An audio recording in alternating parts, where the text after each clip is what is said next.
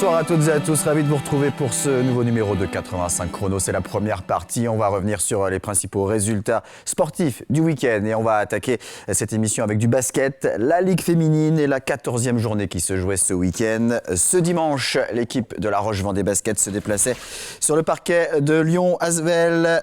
Les Tigresses lyonnaises en rouge qui débutent plutôt bien la rencontre, mais les Lyonnaises en réussite parviennent à virer en tête à l'issue du premier quart-temps. Le score est alors de 21-17, emmené par Marine Johannes et Sandrine Gruda, 16 et 19 points chacune ce dimanche. Lyon conserve son avantage dans le deuxième quart-temps et compte 7 points d'avance à la mi-temps. Après 20 minutes de jeu, l'Asvel mène 43-36.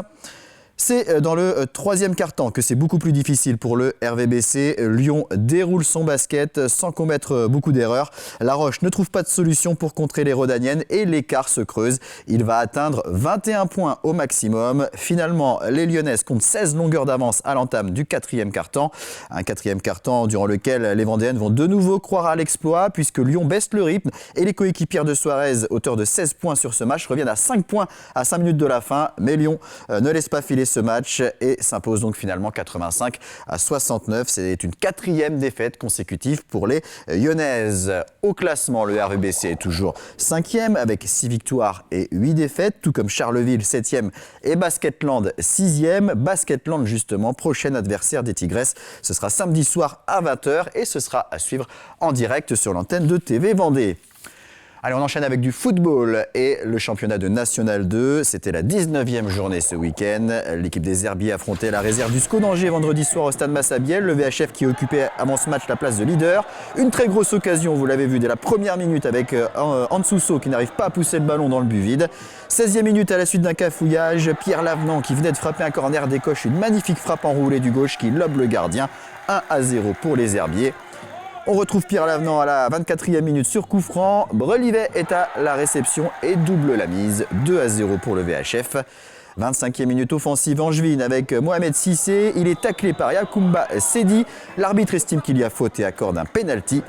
Penalty transformé par Noah Nadjé. 2-1 pour les Herbiers à la mi-temps. En deuxième période, après une expulsion côté angevin, c'est au tour des Herbretais d'évoluer à 10 avec un carton rouge pour Enzo Lezage à la 62e minute. 2 minutes plus tard, Cissé égalise pour Angers, ça fait 2 buts partout.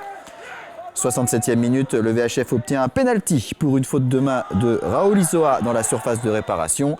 Matondo se présente face à Pasture et Boisvou-Bouvier et redonne l'avantage aux Herbretais 3-2. Mais la rencontre est loin d'être terminée. 72e minute, nouvelle égalisation angevine avec Nadjé, 3 partout. Angers qui prend l'avantage à la 80e minute avec un nouveau but de Nadjé, ça fait 4-3 pour le SCO. Et dans les arrêts de jeu, sur un corner Herbretais, faute de main d'un défenseur angevin suivi d'une échauffourée.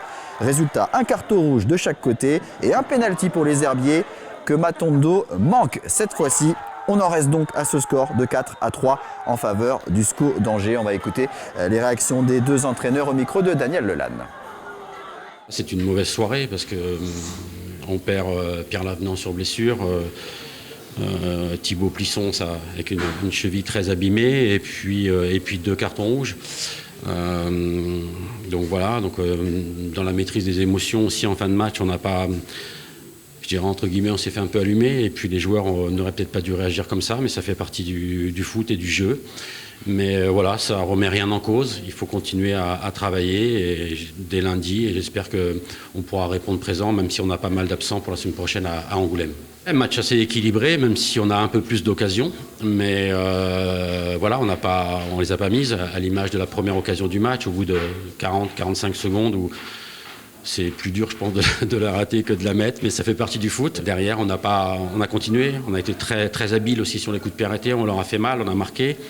Mais malheureusement, on n'a pas été capable défensivement, et quand je parle défensif, c'est le groupe en général, d'être assez solide pour pouvoir garder ce résultat.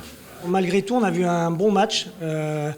Moi, je suis pas étonné de voir les Herbiers premiers aujourd'hui. C'est une très belle équipe qui nous a posé beaucoup de problèmes dans l'utilisation du ballon, l'utilisation de la largeur.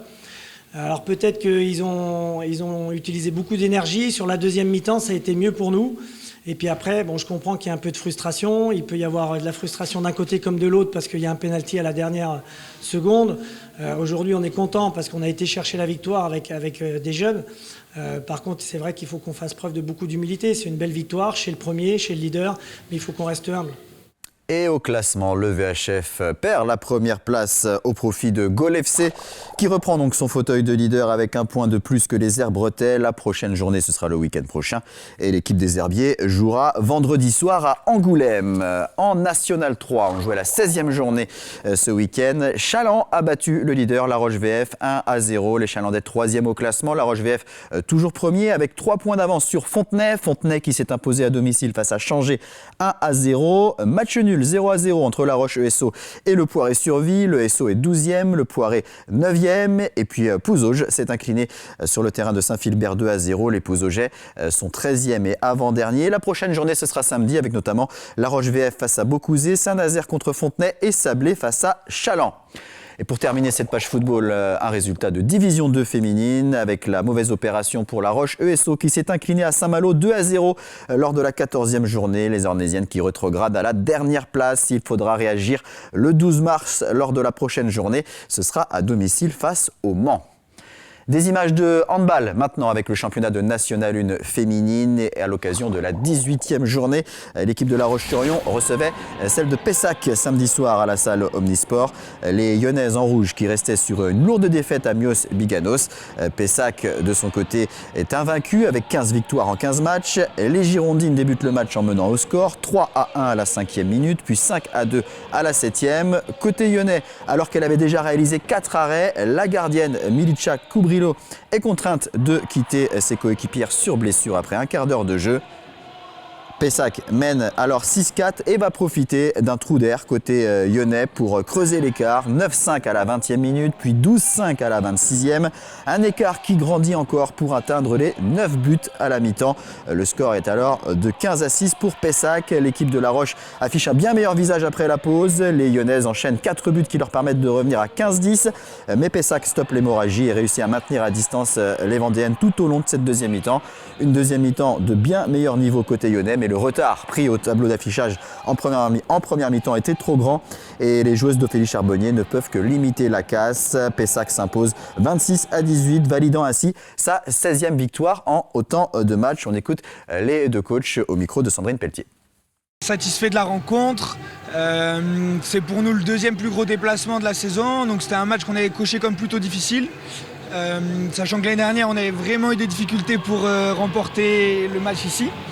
Donc très content. On s'attendait à ce que ce ne soit pas un match comme celui de l'aller où il y avait eu beaucoup de buts. Ici c'est tout le temps haché. L'année dernière on avait gagné 19-17 ou 19-15. Donc très content du résultat. Très content de notre assise défensive notamment et de la performance de notre gardienne ce soir. On avait dit qu'on devait bosser la forme puisque la semaine dernière à Mios on a pris une très grosse déconvenue alors qu'on avait beaucoup d'envie. Et l'analyse du match à chaud, c'est qu'on les met pleinement en difficulté, qu'on a fait une très grosse partie mais que les 2-3 trous d'air, notamment en fin de première mi-temps et les immanquables à 6 mètres font la différence entre nos deux équipes à l'heure d'aujourd'hui. Mais les filles n'ont pas à rougir parce qu'on a vraiment fait une grosse prestation et on a gommé des choses, on a avancé sur beaucoup de points. Maintenant on a 10 jours pour se reposer avant de repartir sur la longue série décisive du mois de mars. Blessure de Milly au bout de 12-13 minutes de jeu, je dirais une bêtise mais à peu près. Derrière on sent le petit coup de mou de toute l'équipe qui faiblit un peu, c'est là où on prend les contre-attaques directes. Donc derrière Berthe fait une très belle rentrée. En première mi-temps on défend pas super bien en fin de première, en deuxième mi-temps on défend beaucoup plus fort et elle fait les arrêts décisifs. On sait très bien qu'une gardienne n'existe que si la défense est là et ce soir on l'a vu, chapeau à Berthe. Et au classement, Pessac est en tête à égalité avec Mios-Biganos, mais avec un match en retard. La Roche-sur-Yon occupe la 10e place avec 6 victoires, un match nul et 10 défaites. Le prochain match, ce sera le 11 mars avec un déplacement à Cognac, la Lanterne Rouge avec 0 victoire. toujours en handball et toujours en handball féminin en National 2, la 15e journée. Et l'équipe 2 de La Roche-sur-Yon qui s'est imposée à la Nester 22-21. 6e victoire pour l'équipe lyonnaise qui occupe la 7e place au classement. Et le prochain rendez-vous, ce sera le 11 mars face à Blanquefort. Un résultat de rink hockey avec la 12e journée de National 1 Élite et la victoire de la Vendéenne à domicile face à Ploufragan 5-1. L'équipe de La Roche-sur-Yon 5e avec 5 victoires, 3 nuls, 3 défaites à 3 points du podium. Le prochain match de championnat, ce sera le 18 mars à Mérignac. Mais avant cela, il y aura un quart de finale retour de Coupe de France à jouer à Villejuif ce samedi. Au match aller, les Lyonnais s'étaient imposés 8-2. Direction le Vendée Space maintenant avec du tir à l'arc et le championnat de France jeune qui s'est déroulé pendant 3 jours de vendredi à dimanche et qui a révélé un champion de France vendéen. Il s'agit d'Eliott Legui du club de Grosbreuil, seul représentant du département en finale ce dimanche. Il a déjoué les pronostics en s'imposant dans la catégorie U15.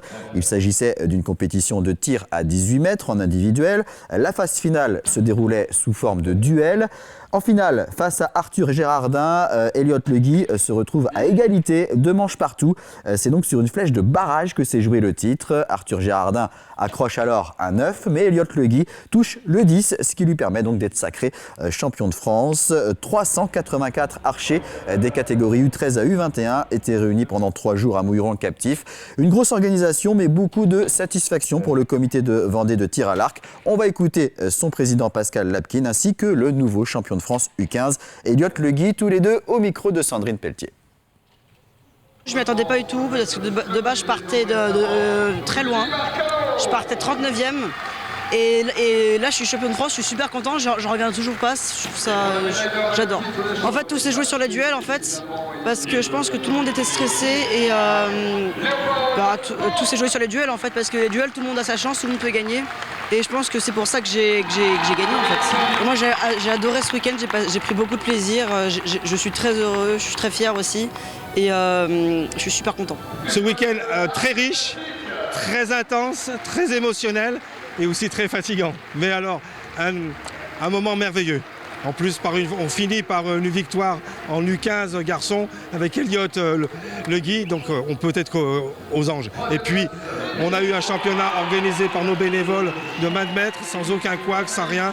On peut être que satisfait. Les moments forts, c'est les moments, la remise des médailles, c'est là où ça se libère un peu et on est heureux.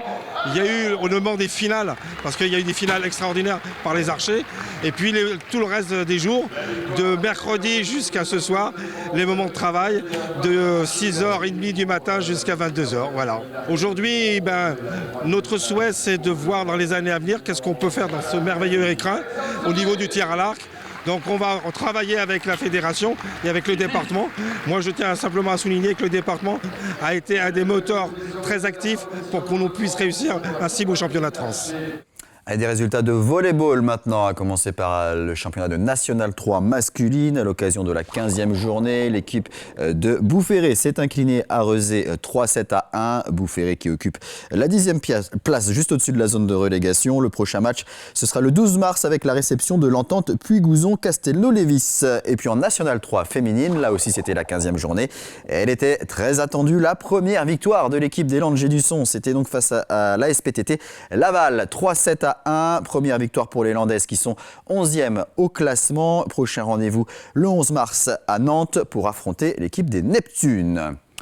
Quelques images maintenant de racquethlon. On y reviendra dans la deuxième partie de l'émission, mais on va parler donc de cette discipline qui associe 4 sports de raquettes, tennis de table, tennis, squash et badminton. Le racquethlon lyonnais, le club de La Roche-sur-Yon organisait son 5e tournoi national samedi et dimanche au Terre-Noire. 152 joueuses et joueurs ont répondu présents, que ce soit pour la compétition en simple le samedi ou en double le dimanche. Sur la compétition en simple chez les femmes, Constance de Gruson s'est imposée en finale face à Hélène Guilbault. Après avoir perdu sur la manche de tennis de table 21-3, elle s'est imposée sur les 3 autres 21-15, 21-4, 21-16. Chez les hommes, le Toulousain Rémi Piot, originaire de Luçon, l'emporte face à Laurent Crocriamont. À noter la 3e place de Damien Augereau, que l'on retrouvera dans la deuxième partie d'émission, le président du Racquethlon lyonnais, qui a également terminé 2e en double avec Aurélien Guyonneau. À noter qu'avec ses 152 inscrits, ce tournoi de La Roche-sur-Yon a établi un nouveau record du nombre de participants à un tournoi national en France. On va écouter les 2 vainqueurs simples, Constance de Gruson chez les femmes et Rémi Piot chez les hommes. Ils sont tous les deux au micro de Daniel Lelam. Très content, je suis hyper content. Je suis très content, j'ai bien joué, puis je suis content de finir sur un tennis un peu ma bête noire. Je joue pas très bien au tennis d'habitude et là j'ai réussi à rentrer dans la balle, à bien servir. Je suis très content, très content. Il y a une bonne ambiance au racquethlon. Il n'y a que des gens sympas, tout le monde est là, tout le monde s'encourage entre les matchs. Limite on se coacherait presque les uns les autres quoi, pendant les matchs même. C'est une discipline où il faut réussir à traverser les différentes matchs avec des techniques quand même assez différentes, des déplacements différents. Donc ça demande pas mal d'entraînement. Et puis les matchs sont longs et il y a beaucoup de matchs dans la journée. Donc le racquethlon porte bien son nom, c'est long, c'est dur. Et c'est une manifestation qui rassemble tous les sports de raquette, donc le tennis de table, le badminton, le squash et le tennis dans cet ordre-là. Et donc l'idée c'est de faire un set de 21 points dans chacune de ces disciplines. J'ai rencontré 3 adversaires contre lesquels on a joué les 4 sports à chaque fois. La difficulté est justement d'être polyvalent sur l'ensemble des sports. Et même si on a un petit faible sur une discipline, ne rien lâcher parce que tous les points comptent. Première fois que je fais un racquethlon, très satisfaite. Puis ça me rappelle des petits souvenirs parce que je venais jouer au tennis à La Roche-sur-Yon il y a quelques années. Allez, c'est le moment de s'intéresser à l'actualité vendéenne en découvrant les titres du journal présenté par Alexandre Debray. Bonsoir Alexandre. Bonsoir Aurélien, bonsoir téléspectateurs de 85 Chrono. Voici l'actualité à la une de ce 27 février. D'abord, 1 an de guerre en Ukraine. Le conflit a débuté le 24 février 2022 et pour l'instant il semble s'inscrire dans la durée. Alors en Vendée, l'accueil des réfugiés se poursuit. Le préfet du département a d'ailleurs rencontré ces réfugiés vendredi dernier. L'eau au cœur du salon à la ferme 2023. L'événement de la Confédération paysanne en marge du salon de l'agriculture s'est arrêté la semaine dernière en Vendée. Comme partout en France, l'absence de précipitations inquiète déjà de nombreux éleveurs. Enfin, l'ADMR songe à fermer des centres de santé associatifs. Les infirmiers salariés ont récemment été augmentés par les partenaires sociaux, mais aucune enveloppe supplémentaire n'a été votée par le gouvernement. Résultat, des patients pourraient perdre leurs soignants. Voilà, vous savez tout de l'actualité en Vendée. Vous pourrez bien sûr retrouver l'intégralité de ce journal juste après votre émission. À tout à l'heure. Merci Alexandre, on va marquer une petite pause et on se retrouve dans quelques instants pour la deuxième partie de 85 Chrono. On va donc parler racquethlon avec Damien Augereau, président du Racquethlon lyonnais, et Thomas Poulain, l'un des joueurs de ce club de La Roche-sur-Yon. A tout de suite.